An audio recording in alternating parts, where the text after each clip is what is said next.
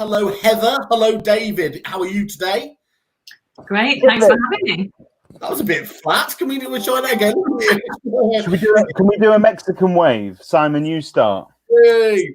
I don't want to There do that. I've got little T-Rex arms. I don't want people to focus on that. Well, as we were talking about off air, because as we say, everyone, we do practice this. You are, of course, our very first guest on the podcast, Heather. Yeah.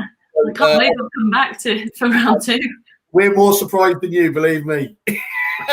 Well, look, today I think we've got a lot of questions that we want to be going on with. Hello to everyone who's joining us. Please do obviously pop up your questions or comments if you've got them. We'll cover as many of those as you can do, as long as Jez Lee doesn't, as usual, say something disgusting.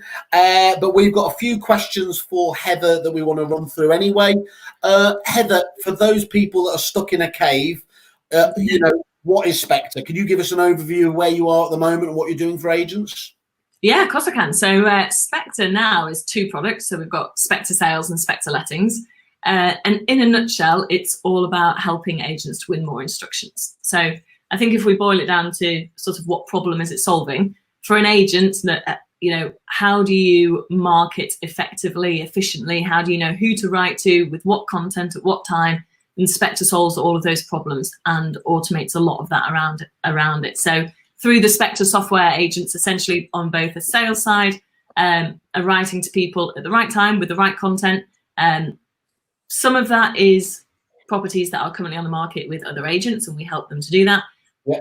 Some of it is off-market prospecting as well. And on the letting side, it's all about reaching landlords at the optimal time, i.e. the times when they're most likely to be considering a change of agent. So in a very, very small nutshell, that is what Spectre does. You've got some raving fans out there. Oh, I don't know if you've been watching the comments. Already. There's an outpouring of love. Yeah, and not all of those are me on my separate accounts. But anyway, I mean, it's fair to say, isn't it, Heather? You inherited the mantle of Visi, which was a very well-respected tool there, and have really just taken that onto the next level, haven't you? In terms of, obviously, when it was bought by ZPG, it left a gap, and you've really just stepped in and as you said, they're really taking it into new areas, haven't you? Yeah, definitely. I mean, going back, 4 or 5 years ago now when we launched, a lot of agents, some of them were aware of Visi, some of them did it manually, some of them didn't do it at all. So we've tried to, Spectre version 1 was just trying to automate that process. So take away the pain of finding addresses, physically writing to them, all of that sort of stuff. And then, gosh, since then, I mean, we do have an in-house dev team, as you guys know. We've just developed and developed and developed. So what the product looks like now is just much more of an all-encompassing marketing tool, I would say. And we've got plenty more to come. And it's interesting because as much as the product has developed and the tech over the years has developed, at the heart of Spectre, it really comes down to direct mail, doesn't it? It does, so yeah. In the delivery to the actual sort of end user, if you like, or that making contact with that client. So as much as everybody talks about open rates on emails, on drip systems and all of that, nothing still beats direct mail, does it?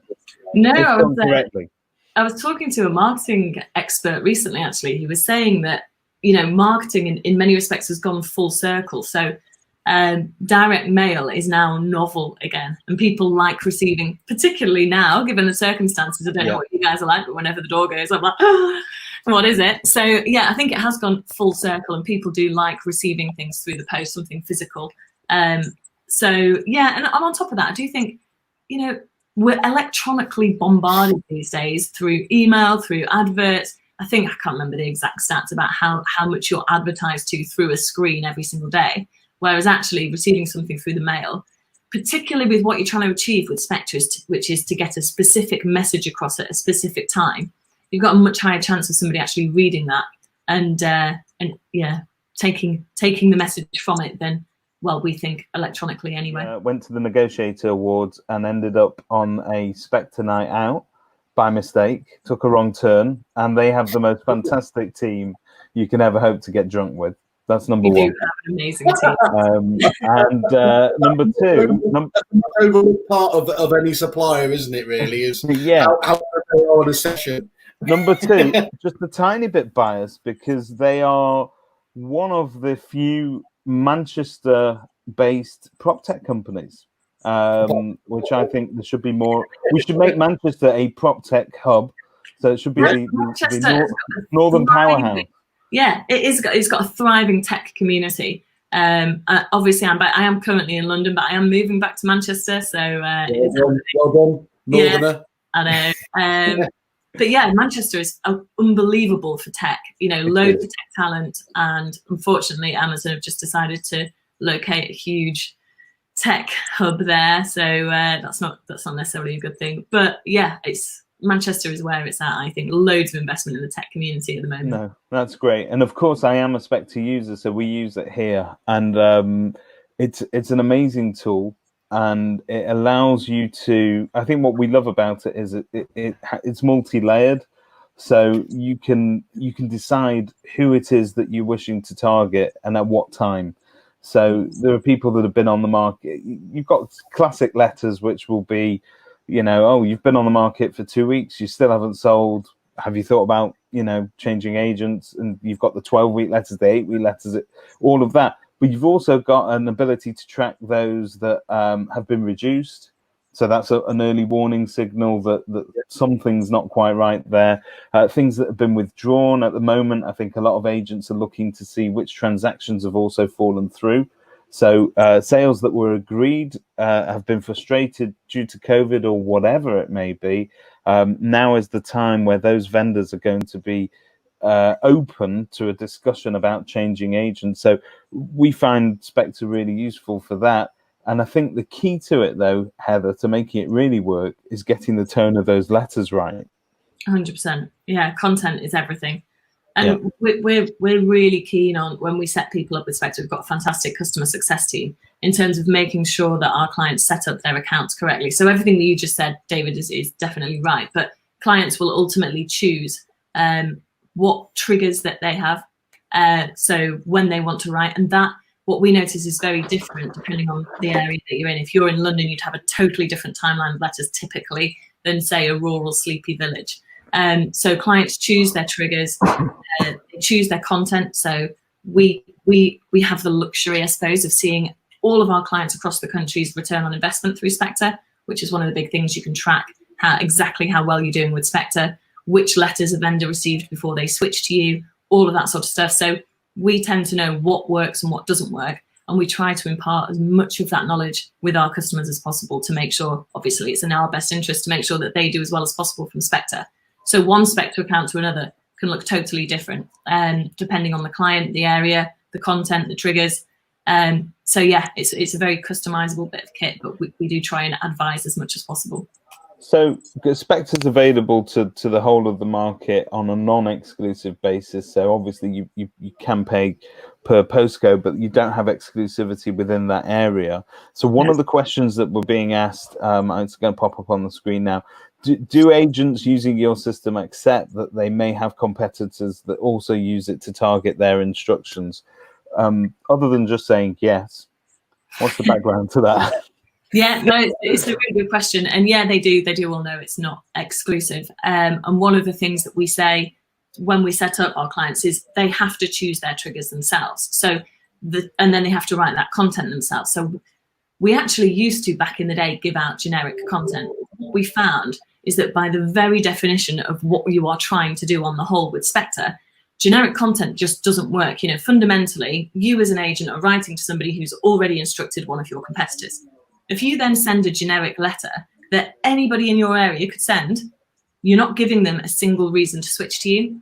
So we actually moved away from providing content on the whole for exactly that reason. So clients choose their own triggers and they choose their own content, and they put in that content themselves. What we do is tell them, look, we know this type of content works. You should really be thinking about X, Y, Z. So for example, I'll give you one tiny example, but we know that, for example, including a picture of who the letter has come from at the bottom of the letter tends to do better than those that don't. So we will impart the knowledge that we have about what tends to work from a return on investment perspective, but we won't write the content itself. So the chances that our clients are sending exactly the same letter on exactly the same day are actually pretty slim. because everybody uses it differently and has different content. But it's a very good question.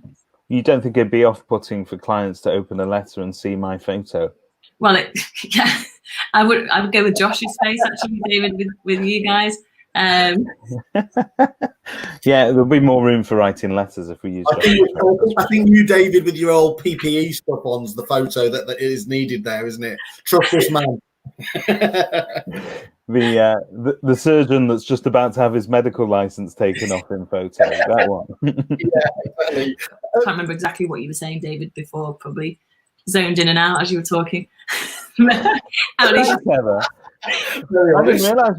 didn't realize we were married, but you know that works now.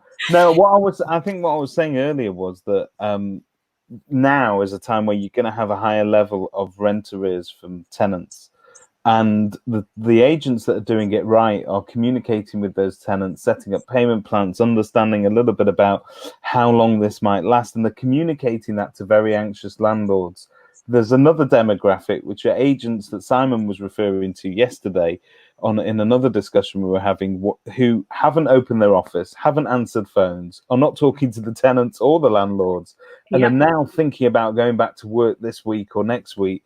So by the time they get on the job, the landlords will already be perhaps a couple of months in arrears and with no information. So now is the time to be talking to those people, because they're going to be looking for an agent that has been doing all of those things. Exactly. Under normal circumstances, your marketing, you've got to try and get a landlord away from one of your competitors through various means. Whereas actually right now you've got a hook. If you are able to contact them, you have got a plan together.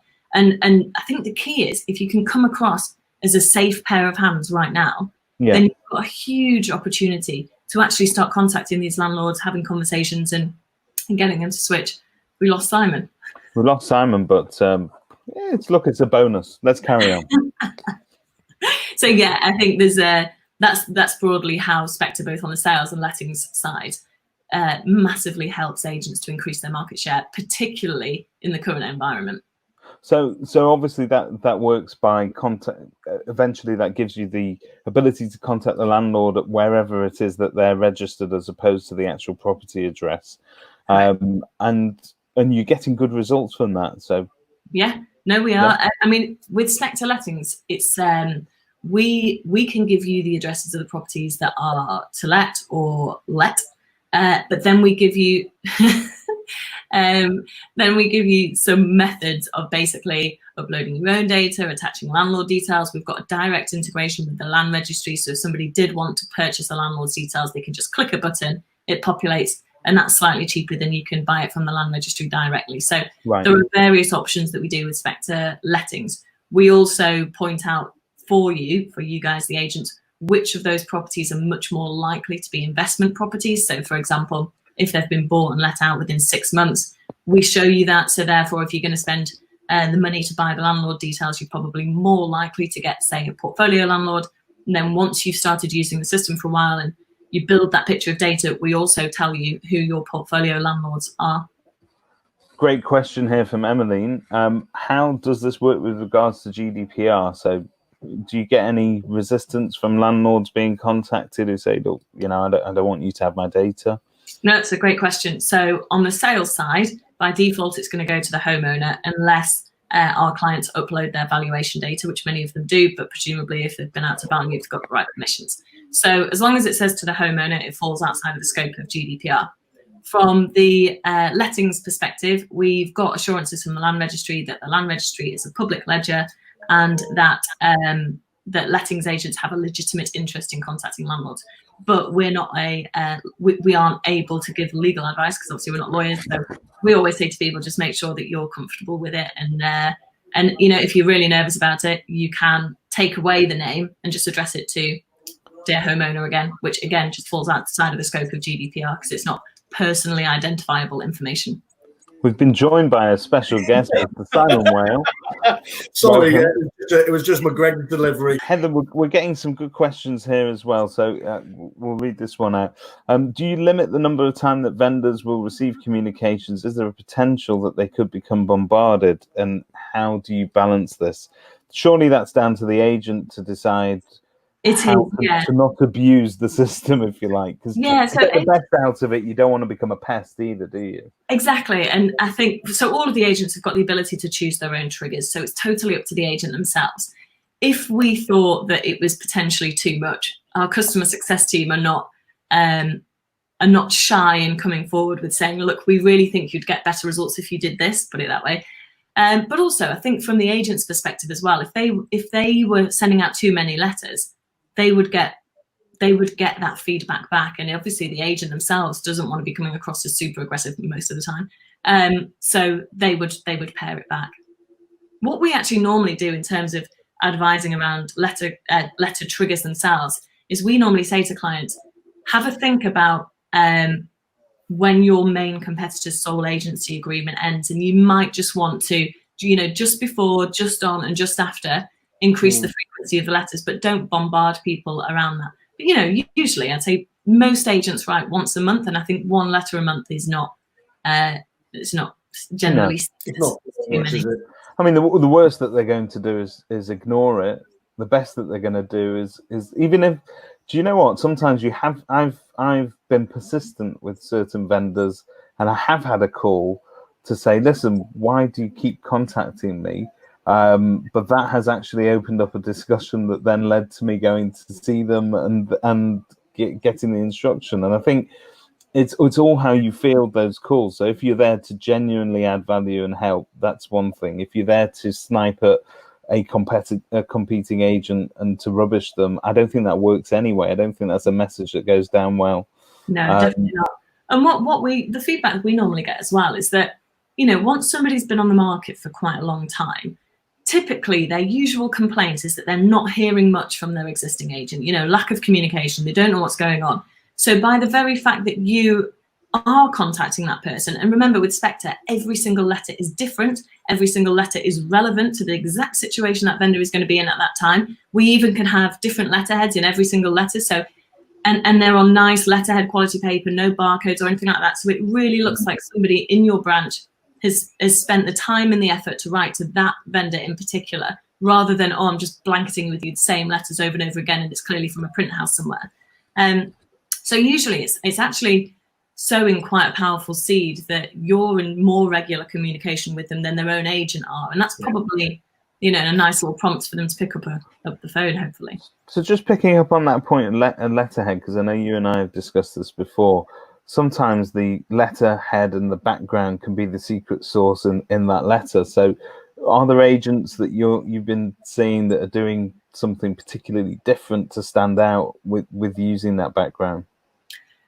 Yeah, I mean, our best performing agents, if I'm honest, go to town with how they set up their Spectre account. So I probably won't name any names because it's not fair, but one of our best performing ones who's I think they're in the tens of thousands of % return on investment, something insane like that. They've got a different letterhead for every single trigger. And it looks like the same letterhead, but they just have different graphics down the right-hand side. Yeah. They have things like different testimonials, nicely presented at the bottom. They have the awards that they've won. They have pictures of the branch. They have different stats. Just on that, we're actually very close to going live with the Dataloft integration as well, so that Dataloft stats, can automatically be refreshed every week on your Spectre letterhead. So, so that every letter looks different. It's interesting. You're presenting something visually appealing. Some of our clients do go to town with that, and it does work very well, if I'm honest. So that's worth talking about there, though, Heather, isn't it? Dataloft, for those people that don't know, they came out, didn't they? I think were they the research department at Savills or something like that? And obviously, and they really bring to life those market statistics, don't they? In terms of statistical information, but infograms and things like that, and you can have widgets on the website. So that's a really interesting tie-up between, because I think what a lot of agents get frustrated about is that there are a lot of good companies out there, like your good self, but they are all just too disjointed, and so collaborations like that can be fantastic. And I think that's I know we've spoke about it. I think that'll be a really interesting one. Yeah, so, we're really excited. Sorry, David. No, I was going to say, just touching on that point, that's obviously collaboration and integration. So do you tend to sort of integrate with CRM systems as well? How does that work? We've got we started the ball rolling on the Repit integration. So as soon as they've got live data in their pass, we should be able to build that, and quite excited about that. And generally, we will integrate with any CRM that's got an open API that wants to integrate, basically. But yeah, the Dataloft integration, we've just been working really closely with them. Again, quite open. Their stats and infographics feed through into the Spectre letters. And they've actually been really clever about it. So, for example, one of them they've done as a 3-month letter, and all the stats on the right-hand side are going to be live stats for what's happened in that market over the previous 3 months. So that's pretty cool and relevant. So, generally, if you're a vendor and you open that, it's going to be a nice letter. It's going to look good, and it's got relevant stats as to what's happened since you put your property on the market, which I think is pretty nice. That's perfect. You spoke there, Heather. Let's go to the other end. There is obviously you spoke about what best practice looks like. Being honest, what are the people that aren't working well with it? What are they doing wrong? I mean, I guess it's about it's what a classic. You've got to put the time and energy into it. But what would you highlight are the mistakes you want to avoid when you're coming on board with Spectre? Yeah, that's a really good question. I would say there are three major things that you can do wrong. The first one sounds really obvious, but is not use it. And you'd be amazed how many people start and they're really excited, and then maybe that person leaves and the business hasn't got a process in place to replace. James, I live in London. We don't have a lot of space. It's desperate times. It was a lockdown. Oh, I haven't noticed. She's got the piano on the other wall. Jokes, to be honest. But yeah, sorry, I forgot what I was going to say. Three things. We were going through three things. So the first is actually use it. And I would say our best performing clients are incredible in terms of the processes they put in place in their business to make sure that things like this get done. So for example, one of our bigger clients, anybody that joins the business, as part of their onboarding, they have Spectre training. And again, our customer success team will always train our clients however much you want, unlimited, whenever you want. Like, it's in our best interest that everybody in your business knows how to use Spectre. So, that for us is brilliant. So anytime anybody joins, we get an automated email to say so-and-so needs training, bang, and it's done. So that's the first thing, is that I say make sure that you've got processes in place to make sure somebody is responsible for generating that. It'll only take 2 clicks a day, so it's 1 minute a day, but just make sure it gets done. We do build things, by the way. So from if you're for multi-branches, they have a head office dashboard where they can see who's generated letters, when, what the return on investment is. They get an email every Monday morning. It's telling them that, so it's really easy to keep track of who's using it and who isn't. But that's number one, is just not using it properly. Yeah. Number two is content, bad content. I was talking to Vicky from Location. I don't know if you know Vicky and Asa. Yeah, great agent. Yeah, Vicky said something that really resonated with me, which is, the way she thinks about it is, yes, she's got a wonderful timeline of letters and all of those letters are excellent. But realistically, how many of the letters is the vendor going to read? Maybe 1 or 2 and really read them. So she said the way she thinks about it is to make sure that if they're only going to read 1 letter, that letter says everything you want to be telling that person about your business and how you do business and who you are and what you do differently. And I think, yeah, a lot of the time it's a bit like, let's just get some content in there and hope for the best. Whereas actually, this is your one shot to really get across who you are and how you would do how you would do their sale differently and give them a reason to switch to you. And it's like somebody walking into your branch and saying, look, I've been on the market with X for 8 weeks now. I'm feeling pretty frustrated. Why should I switch to you? And that's why I say to my clients is, whatever you would say to their face, try and somehow get across in that letter. So content is the second thing. And then the third thing is actually using all the features. So there's so many features in Spectre now. And yes, you've got your timeline of letters for on-market properties, which is obviously a must. But for example, we have a 2020 feature, what we call 2020 or sold in your area. Yeah. And it's got 2 parts to it. The first part is absolutely typical sort of sold in your area letters that go to properties that aren't on the market. But the second half of it, where you can draw a shape around the property that you sold, and Spectre will pick the properties that are currently on the market. What that does is it adds in social proof to your normal Spectre timeline of letters. So for example, we see that clients that use both of those features typically get almost double the ROI than those that just do the normal timeline of letters. So yes, be regularly in contact, but also throw in social proof. Show them that you're selling properties in the area when the person that they're on with isn't. And that, you know, is incredibly powerful when you're on the market and not selling, to hear that another agent just keeps selling. And remember, with that feature, they'll receive a disproportionate amount of sold in your area letters from the Spectre client, because you're not sending it to everyone. You're just sending it to the people that are on the market around them over and over again. So yeah, I would say use it, content, use of all the features, and then the final one, which I shouldn't really include, because but sometimes if you're you know, if you've got a terrible website or a terrible brand or a terrible reputation, I don't think letters will make any difference, but they are extremely few and far between with our clients. And thank you so much for having me. No worries. Thanks for coming on. Cheers. Thanks, guys. Bye bye.